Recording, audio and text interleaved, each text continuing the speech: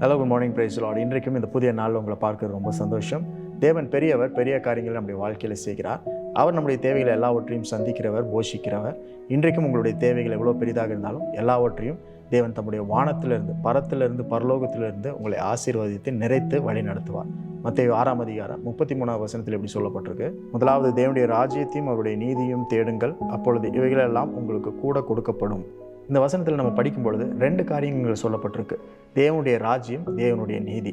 இது ரெண்டையும் தேடும் பொழுது நம்முடைய தேவைகள் எல்லாமே அதிகமாக சந்திக்கப்படும், கூட கொடுக்கப்படும் அப்படின்னு சொல்லப்பட்டிருக்கு. அப்போ தேவனுடைய ராஜ்யம் என்றால் என்ன, தேவனுடைய நீதி என்றால் என்னன்னு உங்களுக்கு சொல்லுகிறேன். உங்களுடைய தனிப்பட்ட வாழ்க்கையில் தேவன் உங்களை ஆளுகை செய்ய வேண்டும், தேவனுடைய அதிகாரம் உங்கள் மேலே செலுத்தப்பட வேண்டும், அவர் உங்களை கண்ட்ரோல் பண்ணணும், அவர் உங்களை வழி நடத்தணும் என்ற எண்ணம் உங்களுக்குள்ளே ஏற்படுகிறது தான் தேவனுடைய ராஜ்யம். உங்களுடைய சிந்தையில், எண்ணத்தில் முதலாவது தோன்றுவது என்ன அப்படின்ற கேள்வியை கேட்கும் பொழுது எது தோன்றுது? உங்களுடைய தேவைகள், பிரச்சனைகள், உங்களுக்கு இருக்கிற கமிட்மெண்ட்ஸ் இதெல்லாம் தோன்றுதா? இல்லை தேவன் உங்களை ஆளுகை செய்ய வேண்டும் என்ற எண்ணம் தோன்றுகிறதா? சிந்தையில் நீங்கள் எதற்கு முதலிடம் கொடுக்கிறீர்கள் அப்படின்றது தான் தேவனுடைய ராஜ்யம். இந்த தேவ ராஜ்யத்துக்கு ஒரு எக்ஸாம்பிள் சொல்லணும் அப்படின்னா, உங்களுக்கு பிள்ளைகள் இருக்கும் பொழுது அவங்களுடைய தேவைகளை பற்றி நீங்கள் அதிகமாக யோசிப்பீங்க, கவலைப்படுவீங்க.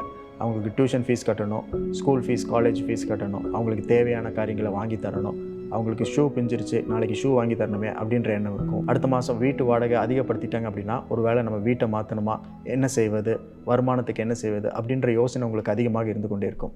அதே நேரத்தில் உங்கள் பிள்ளைகளை நீங்கள் பார்த்தீங்கன்னா, அவங்க எந்த கவலையும் பட மாட்டாங்க, எதை குறித்தும் யோசிக்க மாட்டாங்க, எதை குறித்து ரொம்ப நேரம் சிந்திச்சுட்டு இருக்க மாட்டாங்க. அவங்களுக்கு தெரியும் அவங்களுக்கு மேலே இருக்க பெற்றோர் அவங்களுடைய தேவைகளை எல்லாவற்றையும் சந்திச்சிருவாங்க, எதுவுமே குறைவுபடாது, எல்லாம் நிறைவாக இருக்கும் அப்படின்றது அவங்களுக்கு தெரியும். அப்போது அவங்களுடைய மனதில் ஏற்பட்டிருக்கிற அந்த சிந்தை தான் தேவனுடைய ராஜ்யம். அதே போல் அந்த சிந்தை நம்மளுக்குள்ளே ஏற்படும் பொழுது தான் நம் தேவன் எல்லாவற்றையும் நம்மளுக்கு சந்திப்பார், எந்த குறையும் நம்மளுக்கு வைக்க மாட்டார் அப்படின்ற எண்ணம் நம்மளுக்குள்ளே ஏற்படும். அப்போ உங்களுடைய சிந்தையில் முதலாவது நீங்கள் எதை தேடுகிறீர்கள்னா, தேவனுடைய ராஜ்யத்தை, ஆளுகையை, அவருடைய அதிகாரம் உங்கள் மேல் செலுத்தப்பட வேண்டும் என்பதை நீங்கள் எண்ணுகிறீர்கள், அதை தேடுகிறீர்கள். தேவனுடைய நீதி அப்படின்னு சொல்லும் பொழுது, நீங்கள் இந்த சமுதாயத்தில் வாழும் பொழுது இந்த சமுதாயத்தில் நீங்கள் செய்ய வேண்டிய சரியான காரியங்கள் என்ன அப்படின்றத தேவன் சொல்லி இருக்கிறார். அந்த காரியங்களை செய்வது தான் தேவனுடைய நீதி. அதற்கு உதாரணம் சொல்லணும் அப்படின்னா, பெற்றோரை கனம் பண்ணுவது அப்படின்ற காரியம் உலகத்தில் இருக்க எல்லோருக்கும் பொருந்துகிற காரியம். எல்லாரும் கனம் பண்ண வேண்டும். ஏழைகளுக்கு உதவி செய்வது அப்படின்ற காரியம் தேவனுடைய நீதி, அதை நாம் செய்ய வேண்டும். கணவனும் மனைவியும் தங்கள் திருமணத்தை விவாகரத்து செய்யக்கூடாது, டிவோர்ஸ் செய்யக்கூடாது அப்படின்றது தேவனுடைய நீதி, அதை நாம் கடைபிடிக்கணும், அதை தேட வேண்டும். நாட்டை ஆளுகிற மந்திரிகள் மக்களுக்கு நல்ல ஆட்சியை தர வேண்டும், நல்ல காரியங்களை செய்ய வேண்டும் என்பது தேவனுடைய நீதி. ஸோ இப்படிப்பட்ட காரியங்கள் எல்லாம் தேவனுடைய நீதி. இதெல்லாம் தனிப்பட்ட மனிதனுக்குள்ள ஒரு சமுதாயத்தில் ஒரு மனிதன் இயங்கக்கூடிய காரியத்தை சொல்லப்பட்டிருக்கு. அப்போ தேவனுடைய ராஜ்யம் என்பது ஒரு தனிப்பட்ட மனிதனுக்குரிய காரியம். தேவனுடைய நீதி என்பது இந்த சமுதாயத்தில் மற்றவர்களுக்கு நாம் எப்படி என்ன செய்ய வேண்டும் அப்படின்ற காரியம். இந்த காரியங்களை நாம் முதலாவது தேடும்போது, நம்முடைய மனதில், சிந்தையில் இப்படிப்பட்ட காரியங்களை மாத்திரம் நம்ம தேடும் பொழுது, இதை நாடி நாம் யோசிக்கும் பொழுது, அதுக்காக செயல்படும் பொழுது, உங்களுடைய தேவைகள், உங்களுடைய கமிட்மெண்ட்ஸ் எதுவாக இருந்தாலும் எல்லாவற்றையும் தேவன் தருவார், தேவன் சந்திப்பார். எதற்கெல்லாம் நீங்கள் பிரயாசப்பட்டு உங்களால் அடைய முடியலையோ அவைகள் எல்லாவற்றையும் தேவன் தருவார். தேவன் கூட கூட்டி தருவார், அதிகம் தருவார். நாம் ஒவ்வொரு நாளும் பிராக்டிஸ் செய்யக்கூடிய செயல்முறையில் நாம் பின்பற்ற வேண்டிய காரியங்கள் இவைகள்.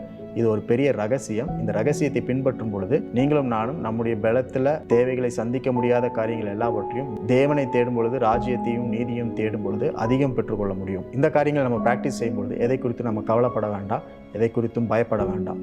பரமனின் பராமரிப்பில் பயமில்லாமல் இருங்கள். ஆங்கிலத்தில் சொல்லணும்னா, careless in the care of God.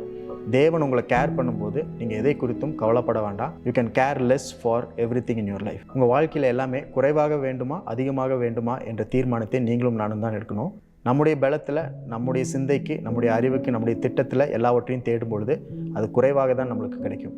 ஆனால் தேவனுடைய ராஜ்யத்தையும் அவருடைய நீதியும் நாம் தேடி அதன்படி செயல்படும் பொழுது அதிகமாக கிடைக்கும், கூட கொடுக்கப்படும். இன்றைக்கு உங்கள் வாழ்க்கையில் எந்த தேவைகள் இருந்தாலும் எல்லாவற்றையும் கூட பெற்றுக்கொள்ள, அதிகமாக பெற்றுக்கொள்ள தேவனை தேடுவதற்கு இன்றைக்கு ஒரு நல்ல நாளாக இருக்குது. அதற்காக ஆண்டவருக்கு நன்றி செலுத்துங்க.